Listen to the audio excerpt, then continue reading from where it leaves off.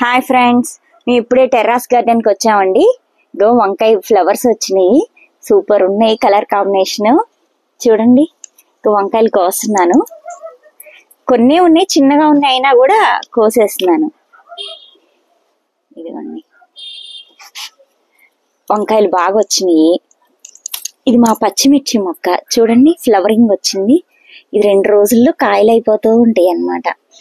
బాగా ఇలా ఫ్లవరింగ్ వస్తే ఇంక ఇవి కాయలు అవుతాయి అన్నమాట. బాగా వస్తున్నాయి అవి. ఇక్కడ హైదరాబాద్ లో బాగా వర్షాలండి, ఇప్పుడు తగ్గింది, అందుకని పైకి వచ్చాం అనమాట. ఇవి ఇంకా చిన్నగా ఉన్నాయి. ఈ తెల్ల వంకాయ తర్వాత కోస్తాను. ఇదిగోండి టమాటాలు బాగా వస్తున్నాయి. ఇవి టమాటా మొక్కకి ఒక 10 ఇంచెస్ 12 ఇంచెస్ వరకు పై వరకు ఇలాగ మొత్తం ఖాళీగా ఉండాలి. అప్పుడే బాగా గ్రోత్ ఉంటది. పక్కన సక్లింగ్స్ వస్తాయి, అవన్నీ తీసేసేయాలి, అప్పుడు బాగుంటది అనమాట గ్రోత్. ఇదిగోండి, ఇంకా కొన్ని పండిని మాకు ఎప్పుడు కావాలంటే అప్పుడు కోసుకొని కూర వండేసుకుంటాము. పండినట్టు. టమాటాలు మాత్రం బయట నుంచి తీసుకురావట్లా. ఆర్గానిక్ గా పెంచుకోవాలనే ఉద్దేశం ఉన్న వాళ్ళు ఇట్లా శుభ్రంగా పెంచుకుంటే చూడండి ఎన్ని కాయలు ఉన్నాయో. ఇలా కాయలు వస్తూ ఉంటాయి. కొన్ని పోయినా పర్లేదు, అవి పారేద్దాం. ఇదిగోండి ఎంత బాగున్నాయో.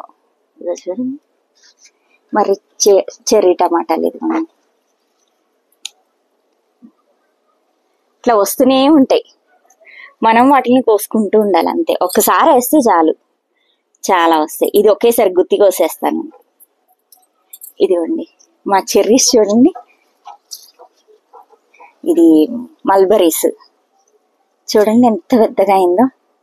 ఇవి ఇంకా ఇలాగ రెడ్ గా అయిపోయి బ్లాక్ గా అవుతాయి, అప్పుడు సూపర్ ఉంటది తీపి. ఇవన్నీ చూడండి ఎంత చక్కగా ఉన్నాయో. బాగా పూత పిందె బాగా వస్తున్నాయి. ఇదిగోండి మళ్ళీ ఇక్కడ స్టార్ట్ అయినాయి. ఇదిగోండి కొమ్మ వంగిపోతుంది, దీని బరువు మొయ్యలేకపోతుంది. కొమ్మలేమో సన్నగా ఉన్నాయి, నిండా చెట్టు నిండా పోతే ఉంది. ఇదిగోండి చూడండి ఎంత బాగున్నాయో ఇవన్నీ. ఇక్కడ కూడా ఇటువైపు అటు వంగిపోతున్నాయి. బాగా వచ్చినాయి కాయలు. ఇదిగోండి ఒక 10 మొక్కలు పెంచాలండి. కొమ్మల్ని తీసి మళ్ళీ వేస్తా నేను. ఇలాంటి టబ్స్ లోనే వేసేస్తా. 20 లీటర్స్ టబ్స్ లో వేసాను 3, ఇంకో 10 వేస్తా. సూపర్ వస్తున్నాయి.